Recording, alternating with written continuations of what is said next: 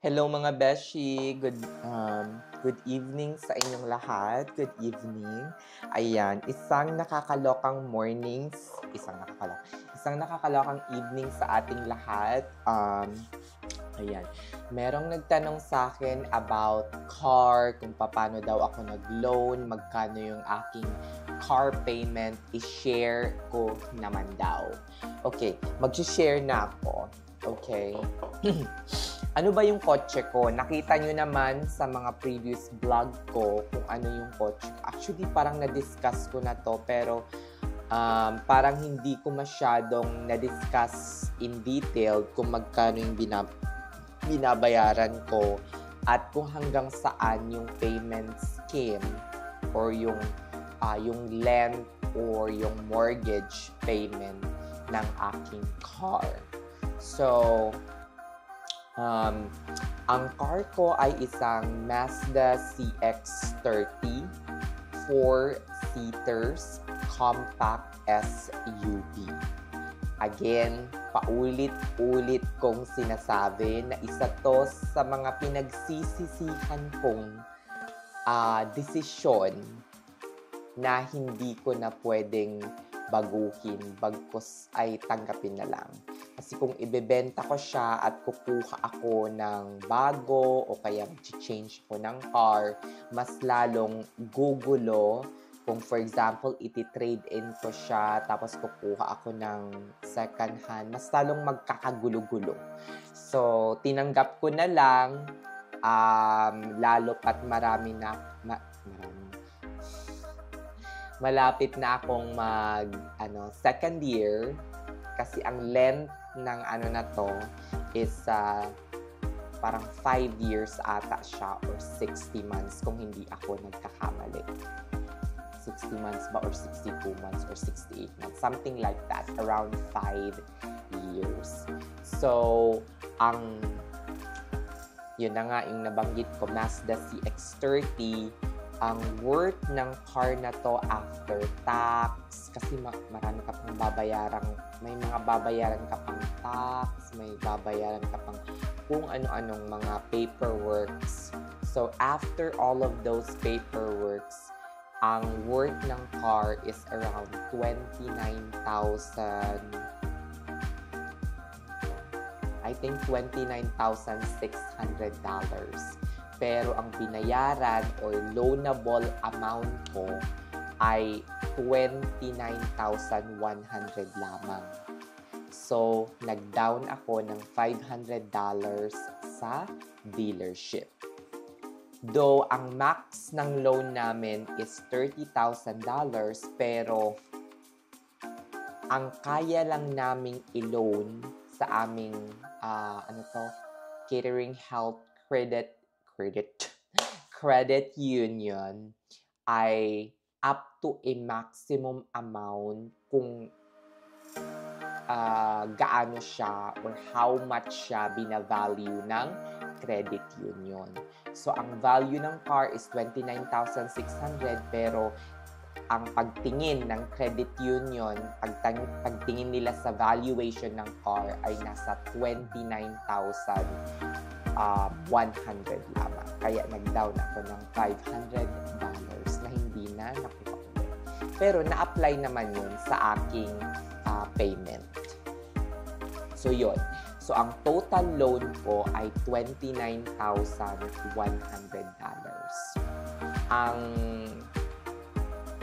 Ang application ay mabilis lang. Pumunta ako sa credit union, sinabi ko yung car na gusto ko, and then pumunta ako sa dealership at nag-place ako ng order. Nagbigay ako ng $500. Nung dumating na yung car, nung malapit nang dumating yung car, sabi ng dealership, ihanda mo na yung check from the credit union. Pumunta ako sa bangko. Pagpunta ko ng bangko, walang kahirap-hirap na pinaloan kami or pinaloan ako kasi nga part yun ng parang ospital. Credit union ng aming healthcare network or ospital namin. So, By the way, ang nakuha kong APR ay around 5% or 4 point something percent. Mga ganon. Parang 4 point something ata. So, in short, magkano ba yung 4% naman? 4% na. Basta, ang monthly rate ko ay nasa 520. Nasa $540 per month, 270 per paycheck.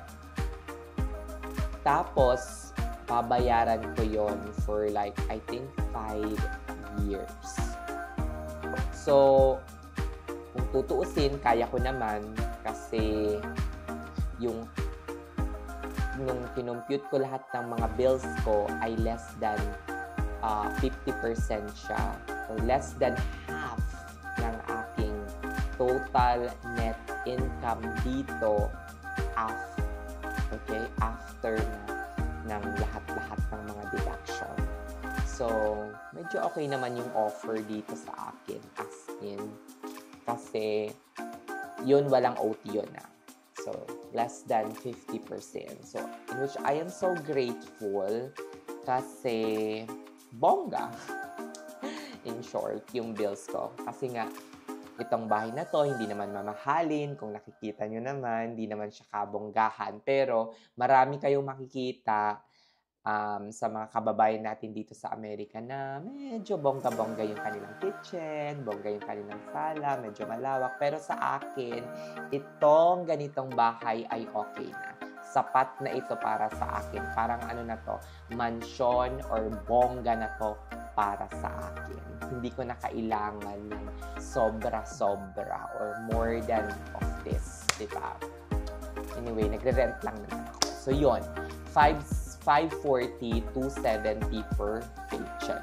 Actually, nag-iipon nga ako ngayon at balak ko na siyang i-fully paid next year kasi napansin ko sa charges and interest pa lang, doon mismo sa 30,000 na yon, sa charges and interest pa lang, nagbabayad kami ng halos 1,400 or 1,500 per year.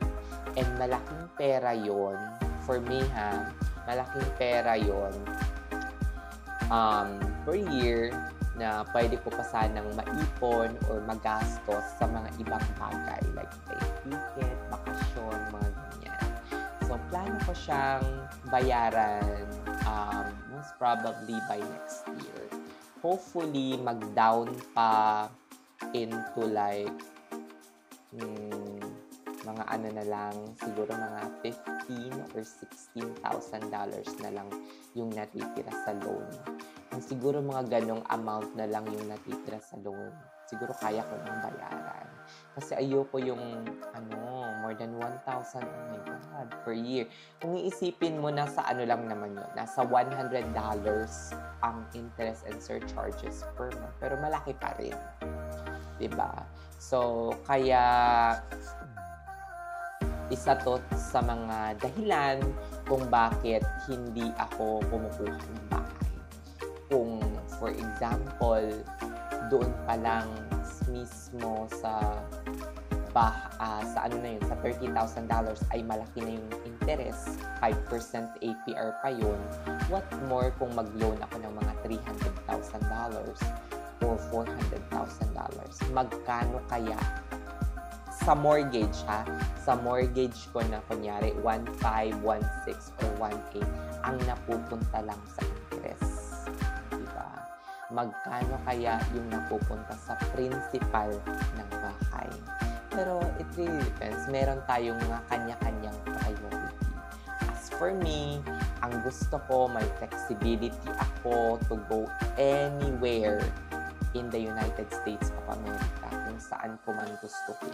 Gusto ko may peace of mind ako na pwede akong lumipat anytime kung gugustuhin ko man. Kasi nga, single naman ako at wala akong aalalahaning bata, asawa or kung kahit sino man. Ang inaalala ko lang yung sarili ko. So, yun yung dahilan kung bakit ayaw na ayaw kong probably mag-apply ng mortgage payment sa isang bahay. At ayoko ring may babayaran ng more than 15 years, 20 years, 30 years, mga ganon. Ayoko ng ganon. Probably, I will buy a piece of land kahit hindi siya kabonggahan, basta meron akong pang-cash. Okay? I really don't believe in that. Not unless nangungutang ako or nagmo-mortgage ako ng isang bahay or ng isang rental properties na kumikita or income-producing property. Kung hindi naman siya income-producing, for me, it's not an investment. It is a liability. Charis! Nakigaya lang. Na-watch ko lang yung sa ano na Well, anyway, totoo naman, di ba? Kung ang mga bagay na hinahawakan natin ngayon ay puro ka-etsusan lang, liability lang, hindi nagpo-produce ng money sa atin, hindi nag-generate ng money, that is a liability. That is something na, you know, in the near future will devaluate in value. Bababa yung value. Diba? Kung umahawak man tayo ng stocks, bonds, or mutual fund, that specific investment should be producing dividend income payment para sa atin. Dapat nagbibigay iyon ng pera, hindi nagbibigay ng sakit ng ulo. Charis! Joke lang. Marami na namang toto mo. Marami na namang magagalit dyan sa tabi-tabi, lalo na yung isa kong basher na sa California. Hello sa'yo, kumusta na? Charis. Nako, nakakaloka. No, comment na lang talaga ako kay Indayday. Anyway, let's proceed. Hindi yung isang isang taga-California na mabait. Diba? Sinabihan pa ako noon ng babaita na parang, bakit daw ako parang galaw ng galaw? Yung parang, ayan, mahinahon na tayo ngayon kasi patulog na ako. Charis. Diba? Para daw akong nakadroga. Well, for your information, ganun na talaga ako gumalaw. Lalo at kung nakainom ako ng maraming caffeine. Yung parang, diba? So, yon. Back to the story about my car. So, yon. Payable siya in like 5 years and something plus months. So, hopefully, mabayaran ko na siya very soon kasi sayang naman yung nababayad ko lang sa charges and interest. Diba? Tapos, ano pa? Ang kotseng iyan ay may kalakip ding insurance. Ang insurance ko nung una ay around $180, $170. Wala akong local license from the Philippines. Naka-temporary permit ako at that time. By the way, hindi nyo pwedeng ilabas ata ang sasakyan from the dealership kapag wala kayong lisensya, maski temporary license man lang. So, dito sa Ohio pala, magkakaroon ka ng temporary license once you pass the written exam. And then, after your written exam, then you can test drive or do the practical driving test. Merong road test, tsaka yung maneuverability. 2 parts yun. Kapag napasa nyo yun, that's the time that you will be given a driver's license. Okay? Please make sure na magdala ng at least 2 proof of address para malagyan kayo ng star sa inyong driver's license. Which, anong ibig sabihin ng may star sa driver's license? It means you are federally compliant. parang magagamit nyo yon or maayos kayong makakapag-fly. Parang ganon. Magagamit nyo yon for flying, something like that. Okay. Anyway, go back to my car. Isa yun sa mga pinagsisisihan ko mga Inday kasi for me, napakalaki yun. Hindi naman gaanong malubha yung snow dito. So, ang iniisip ko, sana kumuha na lang ako ng medyo maliit na sasakyan that is worth, maski brand new pa siya, na worth na mga 22 or 23,000 na Honda, Honda, sedan type na car. Hindi na kumuha ng ganyan. Diba? Total, mag-isa lang naman ako. So, yon. So, if I were you, mga Inday, kung single kayo, kumuha na lang kayo ng sasakyan na nababagay sa inyo na pang-single. Kung hindi naman kayo pamilyadong tao. Kung pamilyadong tao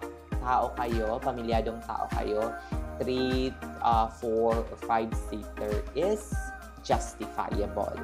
Diba? Pero kung gusto niyo talaga, sometimes meron ding namang mga single na hindi naman pamilyado, pero gusto nila ng mga compact SUV. Ako rin, nung una, ganun yung gusto ko kasi parang napaka-macho tingnan. Napaka-bulky ng sasakyan na parang napaka-okay siya. Pero siguro may dahilan ng Diyos kung bakit ako nakakuha ng isang compact SUV kasi nga medyo parang sporty din tingnan yung aking Mazda CX-30. Parang niya, flexible or something. Ang ganda ng steering wheel,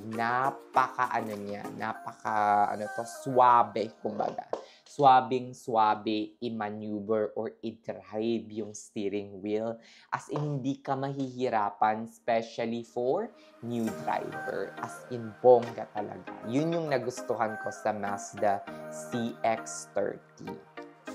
So, hindi ako nahirapan sa paglo-loan kasi nga ang APR ay mababa at ang pinag-loanan ko ay credit union ng aming ospital. So, napaka-swak na swak for me. Isa rin sa So, ilan na lang? Siguro mga 3 taon na lang at bayad na yung aking kotse. Sana bago maging citizen ay bayad na. Charis! Sana maging citizen. As in, yun yung pinaka-wini-wish ko. So, hanggang dito na lang mga beshi ang vlog ko about my car payment, kung magkano. Ayun. Hindi pala ako agad-agad nagbayad ng car payment pagkakuha ko. Nag-start yung payment ata on April.